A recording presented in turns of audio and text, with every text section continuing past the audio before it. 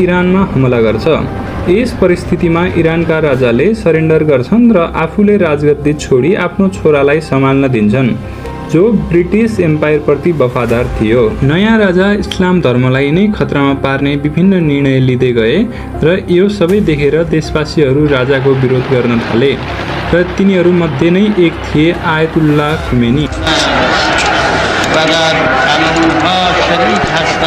खुमेनीको नेतृत्वमा गएको यो आन्दोलन यति भयानक थियो कि राजाले देश छोडी मद्दतको गुहार माग्दै अमेरिका पुग्नु पर्यो।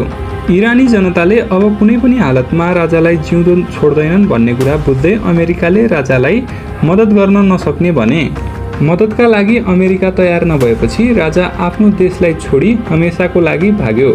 राजा भागेपछि पहिलोपटक इरानमा डेथ टु अमेरिका र डेथ टु इजरायलको नारा लाग्न थाले। खुमेनी फलोअर्सले अमेरिकन एम्बेसीका सबैजनालाई गिरफ्तार गरी जबसम्म अमेरिकाले इरानको राजालाई उनीहरूको जिम्मा गर्दैनन् तबसम्म उनीहरूलाई नछोड्ने धम्की अमेरिकी राष्ट्रपतिलाई गरे र यहाँबाट अमेरिका र इरान बीच दुश्मनी सुरु भयो।